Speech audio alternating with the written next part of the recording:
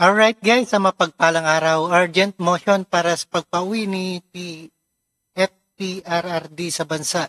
Inihain na ng Korte Suprema, Ito ay motion sa agarang pagpapauwi kay dating Pangulong Duterte. Inihain na ng kanyang kampo sa Korte Suprema. Panoorin po natin dito sa ESPN. Alright, let's get it. Ng urgent motion sa Korte Suprema para desisyon na kasi medyo may katagalan na March 11 pa hinatid po si dating Pangulong Rodrigo Duterte sa dahig. March 11 pa pala yan inihatid, Dapat ibalik na. And then I think a few days after, naghain na po talaga ng petisyon sa Korte Suprema para makabalik. Ano po nag-udyok sa inyo na mag-file itong urgent petition? Alam naman po natin, ang bagal po talaga ng Totoo yan, ang bagal ng ating batas dito sa Pilipinas, Kaya ganyan. Hustisya po dito sa ating bansa.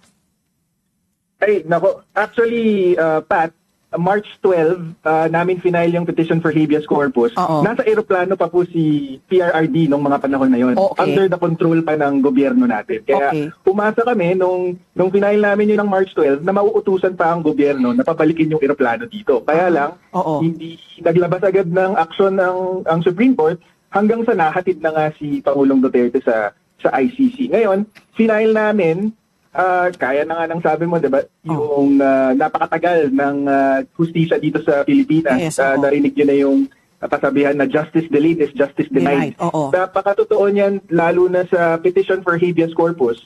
Kasi ang habeas corpus, dapat madali ang remedy yan, madali ang kaso para mabalik yung taong dinakip ng sino man.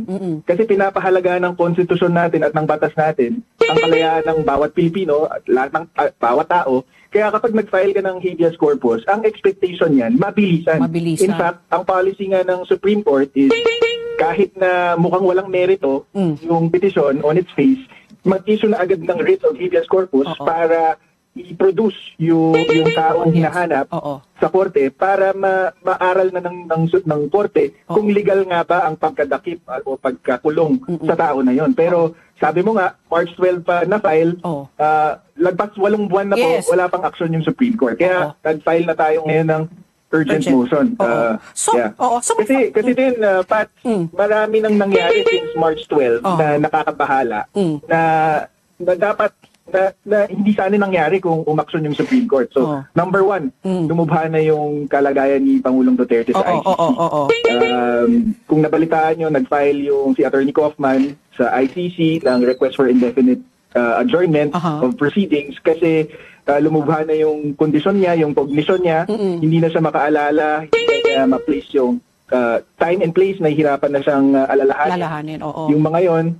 So, hindi na siya fit to stand trial. So, sabi natin sa urgent motion, kung umaksyon lang kayo noon, sana hindi nangyari ito. Pero meron pa tayong pagkakataon ngayon na umaksyon ng Supreme Court, pauwiin nyo para magamot siya ng mga doktor niyang tumitingin sa kanya for so many years dito sa Pilipinas. O kaya naman, para hindi natin ma-experience yung national embarrassment na yung Pangulo nating minahal mamamatay sa foreign custody. Diba? Tapos, pangalawang nangyari na hindi inaasahan, yung mga tao na responsable sa pagkatakip niya at sa paglipat sa kanya sa ICC, ginantimpalaan ng mga posisyon sa gobyerno, si Ombudsman Remulla, si naging PNP Chief si General Torre, si Marcos Lacanilao na naghatid sa kanya mismo sa ICC, naging LTO Chief na ngayon. So, dahil hindi rineresolba ng Supreme Court, imbis na parusahan tong mga to, naggantimpalaan pa ng importanteng posisyon sa gobyerno. Tapos yung pangatlo, kaya din kami nag-file kasi sabi ng DOJ, meron silang opsyong ulitin ito para naman kay Senator Bato. So, dapat talaga umaksyon na yung Supreme Court, dapat i-resolve na nila yung legal issues sa mga petisyon na to para bigyang linaw yung kung illegal ba o legal ang nangyari kay Pangulong Duterte at para mapauwi na siya dito at para mapanagot na yung mga responsable dito. Alright, ayan na urgent motion para sa pagpapauwi ni FPRRD sa Pilipinas at may maluba ng sakit at nakakalimot na, hindi na fit sa pagharap sa ICC. Maraming salamat sa inyong lahat and peace out.